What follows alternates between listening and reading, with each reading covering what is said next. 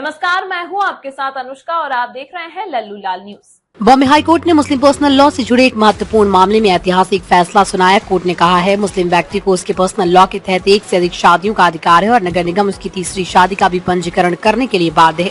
Justice BP Colabawala और सोमशेखर सुंदरसन की पीठ ने इस मामले में मुस्लिम व्यक्ति की याचिका पर सुनवाई करते हुए ठाणे नगर निगम को उसकी अल्जीरियाई पत्नी के साथ तीसरी शादी का रजिस्ट्रेशन स्वीकार करने का आदेश दिया।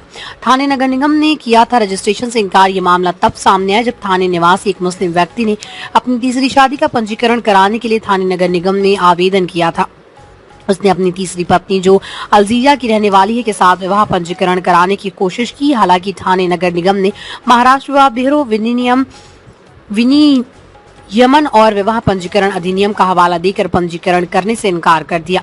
याचिकाकर्ता ने इस मामले को बॉम्बे हाईकोर्ट में चुनौती दी, जिसमें उसने तर्क दिया कि मुस्लिम पर्सनल लॉ के तहत उसे एक से अधिक शादी करने का अधिकार है और इस पर्सनल लॉ के अंतर्गत उसकी तीसरी शादी को भी पंजीकृत किया जाना चाहिए। याचिकाकर्ता की ओर से दायर याचिका में इस बात पर जोर दिया गया कि मुस्लिम पर्सनल लॉ के अनुसार एक मुस्लिम व्यक्ति 4 पत्नियों को एक साथ रख सकता है। कोर्ट ने याचिकाकर्ता के तर्क को स्वीकारते हुए कहा कि मुस्लिम पर्सनल लॉ के तहत मुस्लिम व्यक्ति 4 पत्नियों से शादी कर सकता है और इस कानून के तहत उसकी तीसरी शादी को पंजीकृत करने से रोकने का कोई कारण नहीं।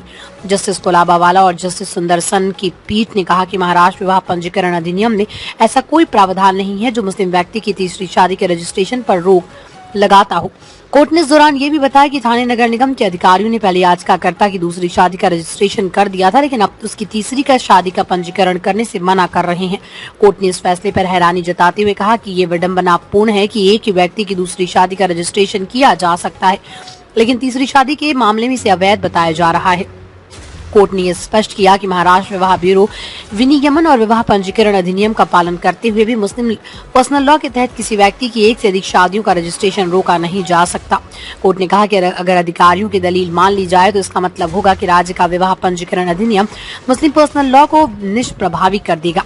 कोर्ट के ठाणे नगर निगम को आदेश दिया कि याचिकाकर्ता के विवाह से संबंधित दस्तावेज स्वीकार किए जाएं और 10 दिनों के भीतर तर्कपूर्ण आदेश पारित किया जाए। मुस्लिम पर्सनल लॉ और कानूनी प्रक्रियाएं इस फैसले ने मुस्लिम पर्सनल लॉ और राज्य के विवाह पंजीकरण कानून के बीच संतुलन स्थापित करने की दिशा में एक महत्वपूर्ण कदम उठाया। कोर्ट के इस फैसले से यह स्पष्ट हो गया कि राज्य के कानून मुस्लिम पर्सनल लॉ को प्रतिस्थापित नहीं कर सकते और मुस्लिम समाज के वैधानिक अधिकारों का सम्मान किया जाना चाहिए।